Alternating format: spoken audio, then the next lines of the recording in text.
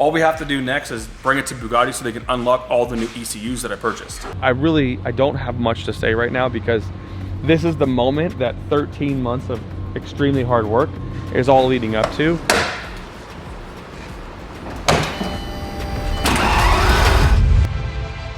So a few days ago we had discussed the corrosion that was in this wire harness.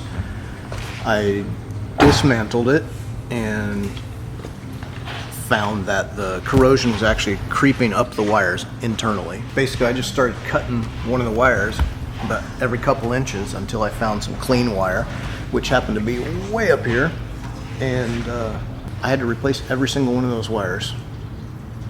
I know it works because we can communicate with it through the data bus.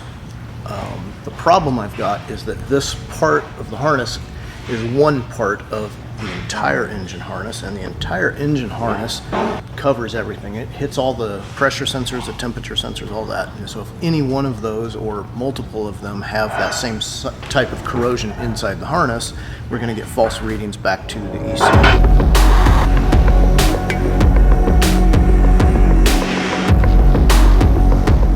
We also ordered all of the new pressure and temperature sensors and whatnot for the entire engine assembly. All right, so what I think our plan of attack is, Andy, is to go from the front of the car backwards. We should fix all the pieces in the interior, but the carpet, all that stuff done that we can get done, that we know is good. Obviously, we just have to swap in the new gearbox ECU. Wait for the engine ECU, we can just finish the front of the car backwards now. Because now we know we don't need any more pieces for the front. We don't need any more pieces for the interior, right? We know that we don't need any more pieces for anything. All we have to do is just swap out the gearbox ECU, which can be done with the carpet in the car, right? Because obviously I took it out of the red one. I feel like we fixed the car, honestly. Like, now that we know what's preventing it from starting, I feel very successful.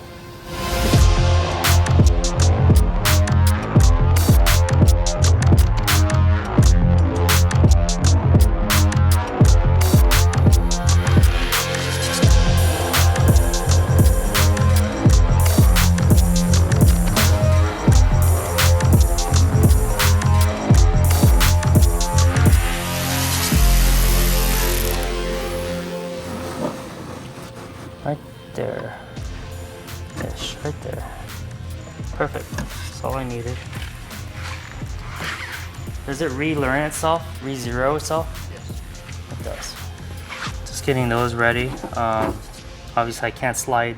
That was on the glass just for storage purposes, and obviously I can't slide the glass in through the felt with it still mounted, so just setting that there to get it ready. And I'm gonna wash my hands real quick. I'm gonna put this clean glass that I just polished up in and get it all bolted down.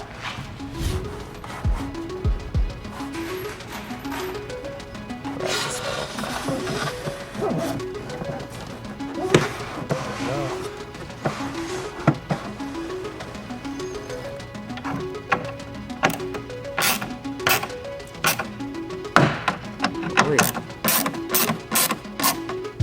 Smells like a normal speaker. It'll smell like no $20,000 speaker to me.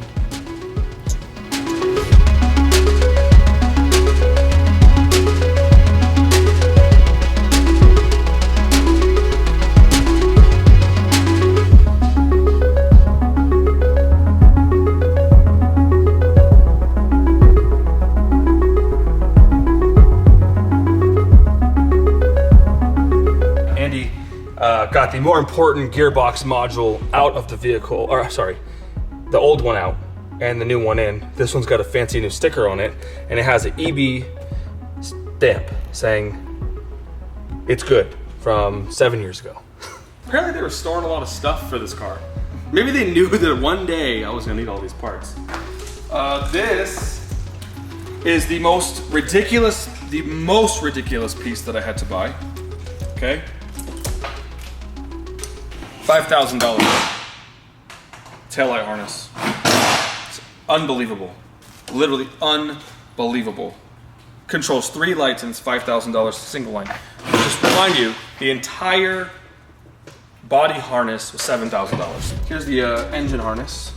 So my plan was to kind of like just see how hard it's gonna be. It's kind of bigger than I think we thought. We kind of thought there.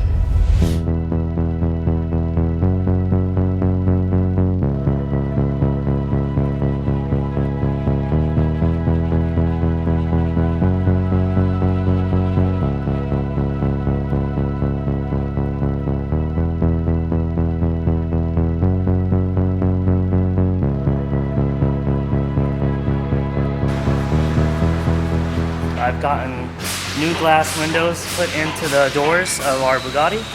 Andy's got the new wheels on it. So we went back with these wheels. We're buttoning down the interior right now, and he's got the under panels on today, and that's pretty much what we got going today. Today. I said today a lot. Here's the brand new tail lights we got for the SCUBA.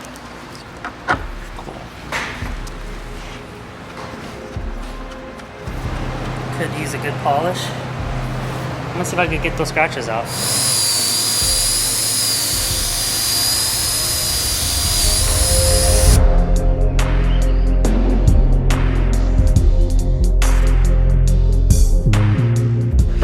These heat shields protect all the wires and stuff because it's right behind the exhaust. Obviously it gets really hot there. But anyways, painted them silver first, high temp coat. And Houston's like, yeah, that looks good, but how about we do black? So.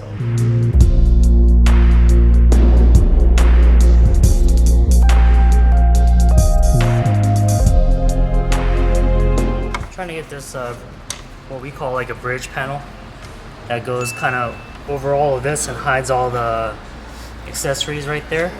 So that piece is kind of long and looks like it runs underneath our intake plenum boxes, which means I gotta pull this side, at least one side out. With one side out, I'm hoping I can get that piece slid in and kind of secured and put together, and then I'll put the intake blocks back on. I mean, I kind of think that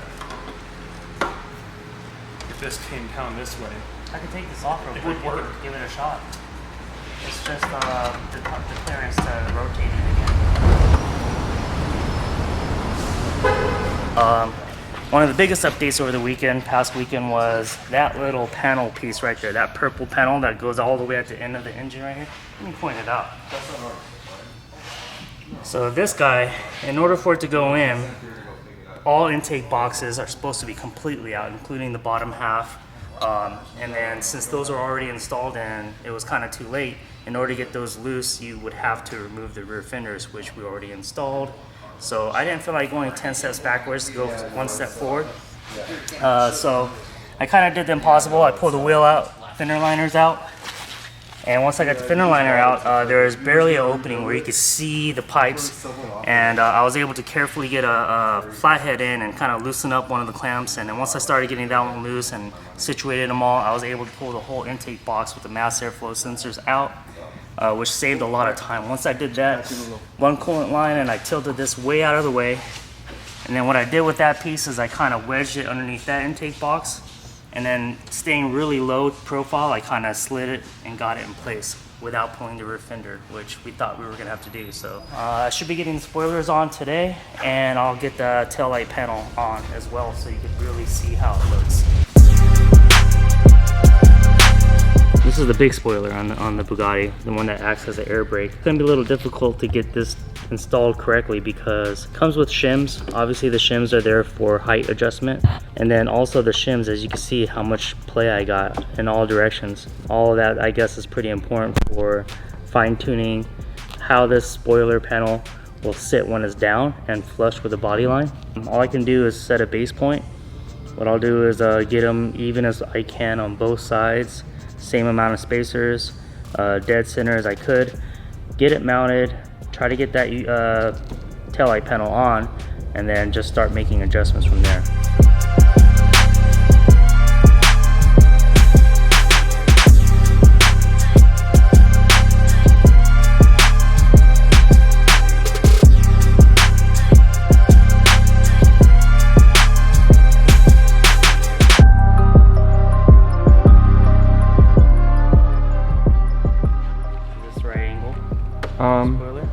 Yeah, I mean, you're gonna have to come like way down, and it has to like slide back. right? So this has to come back. And then over here.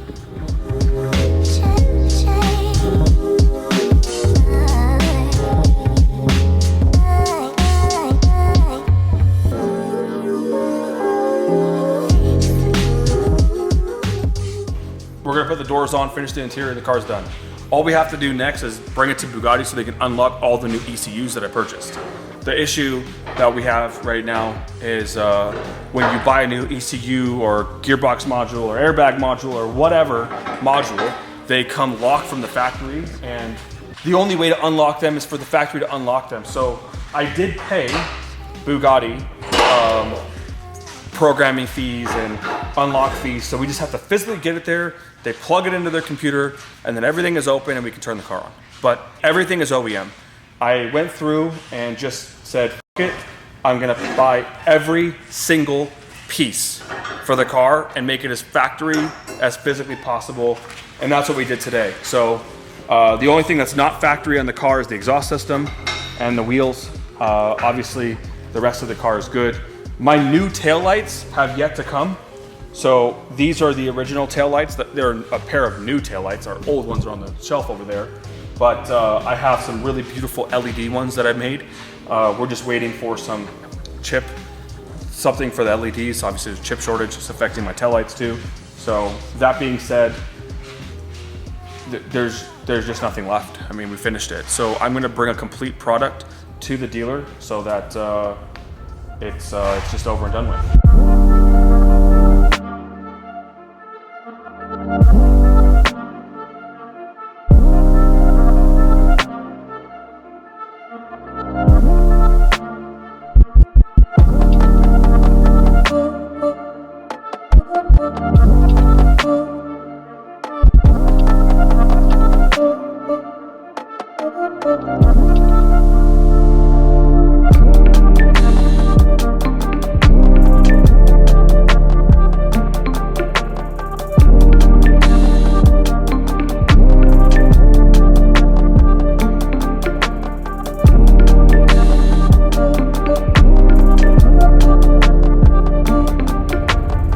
Okay guys, so quick recap, what's going on with our Bug right now. As you can see, the interior is starting to go in. We got the door panels on, doors got put on as well, new motors. So we got this really nice peanut butter. I like to call it peanut butter and jelly. Whoa. So the whole interior is going in, dash is in. See, it's coming along. Steering wheel is working its way on right now, and he's gonna take care of all that. And then pretty soon we'll get to see those really badass seats inside too. So almost done, almost complete, almost ready for the reveal.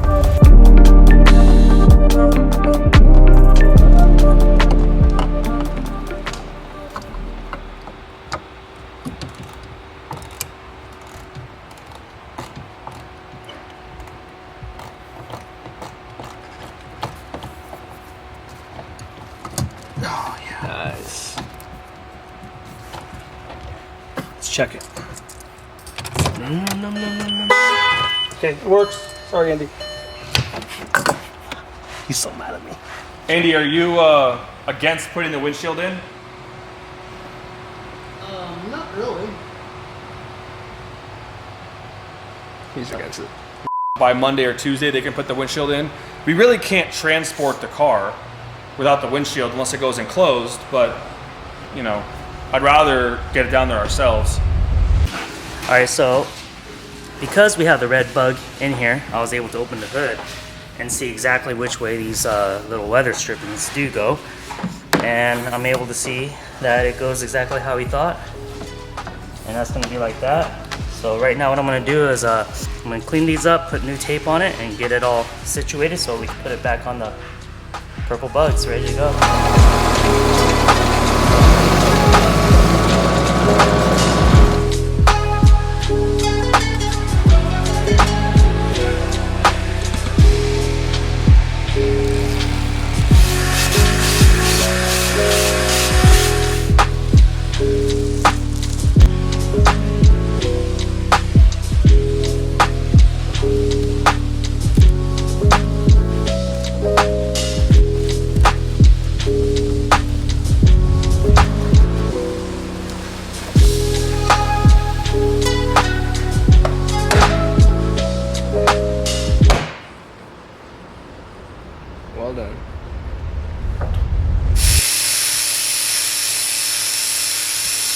Oh, looks like I have the honor of putting on the last touch.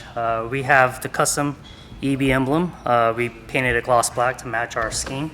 And right now, in order to center it, I've got a laser up on it. So basically it's just a laser. I don't have it on free level because the car is obviously not level. So I laser lined body panel so I can get my straight vertical line perfectly straight. And I have tape kind of as a guide as far as placement goes. So it's ready to go on. I put all new 3M tape on the backside, cut it to shape to the emblem so it looks even and secures really well. So here's the final touch. Let's see what we do.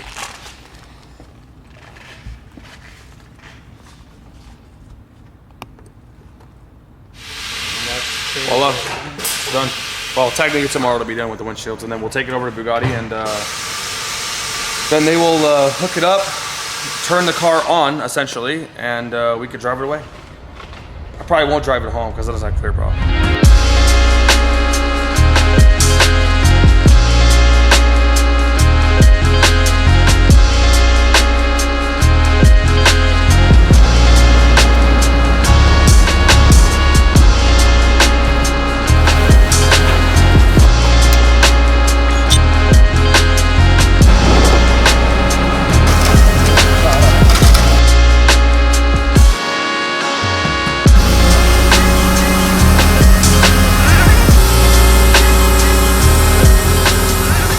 I just don't know what I'm gonna do if it doesn't turn on tomorrow. eBay? Put it through Copart. You know, it either blows up in a ball of flames tomorrow, right? Or it starts and drives like a normal car, as it should. That's it, one or the other.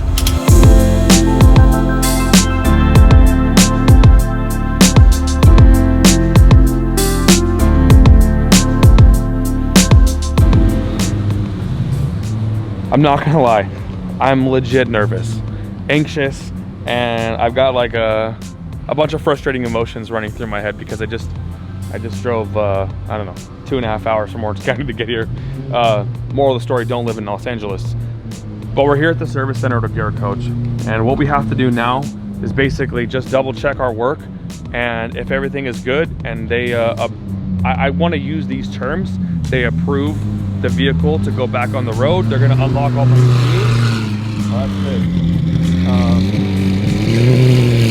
They're gonna unlock all the ECUs, and the car's gonna start. We're gonna run. We can just drive it, right?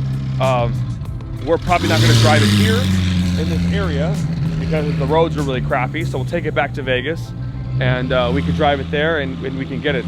I do need to tune the car. I don't have much to say right now because this is the moment that 13 months of extremely hard work is all leading up to. We want the car to start, and it's sad that we weren't able to finish this in the shop and to have that crazy moment with the whole team and everybody who worked on it.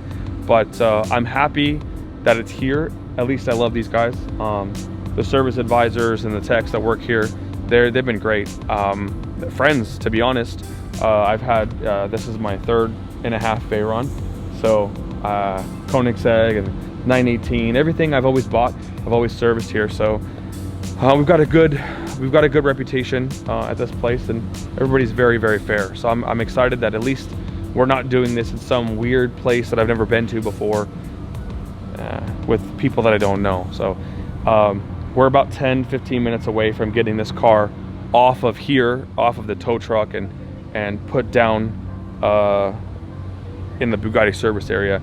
There's not much filming I can do back there. You got to respect the privacy of all the other people with all their cars and all their stuff. There's probably some super secret Chirons and Devos and everything out there, and so you don't want to film any of those cars because they're obviously people's possessions. And we'll see. We'll do our best to keep the camera on this car. I'm going to try to capture the moment of us turning the car on. If I just have to put the camera up the exhaust pipe, that's what we're gonna do. So we're gonna do our best. Are you excited, Beer? Yeah, a little bit. I mean, yeah, this is pretty exciting.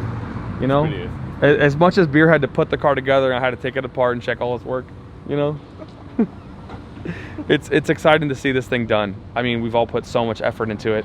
There's really no chance of it not starting. I mean, I know the motor cranks. We've scoped motors, so we've got everything new on the car. So Worst case, we're putting an LSX in it. yeah, worst case we'll I guess we'll just buy another motor. Andy, bad news, but good news, I bought another motor.